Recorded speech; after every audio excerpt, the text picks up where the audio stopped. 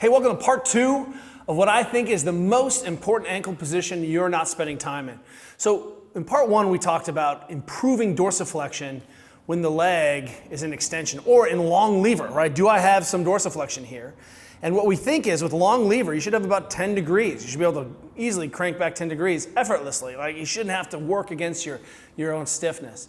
And the reason is, of course, is that you can function just fine. I realize that a lot of athletes are stiff, we want to make sure that you're not compensating end range, and that if you have to load or exceed that 90 degrees, that you've got the tissue capacity to get me there.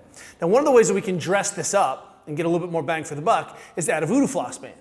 And it turns out that when we grab the sort of fascia, the superficial fascia, and address that as a circumferential sheath, sometimes we can make additional changes. Besides, we know that the retinaculum of the ankle is really rich with information, proprioceptors, et cetera, et cetera.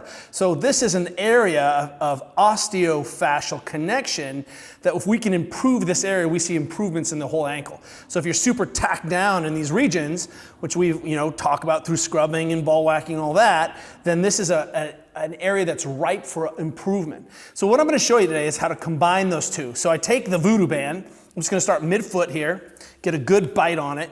And the goal here is just to get a wrap going. I'm going to do one heel lock, just went around the heel, and then I'm back in the business. And what I'm really trying to do is get up the leg a little bit. I want to capture some foot, but I want to try to almost get up to the gastroc.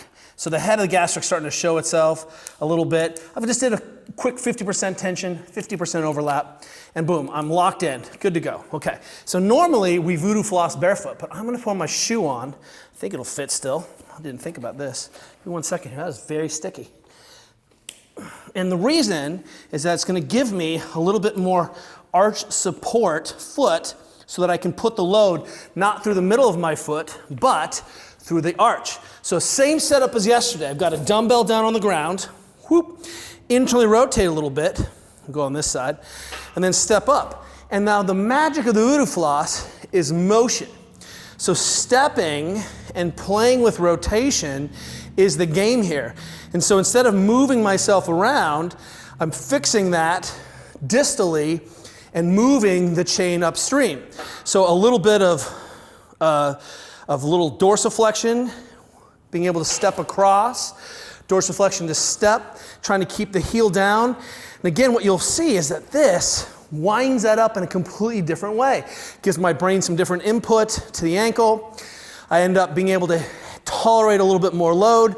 Can I squeeze my butt here? Taking my pelvis into this flexion, this pelvic lock position really challenges these tissues in a unique way. The goal is to be more competent with the hip and extension and an ankle and tissues that allowed me to get there. If you have a voodoo floss band, a dumbbell, or a stack of books, plus a chair, you are on your way to Legitsville. See you tomorrow.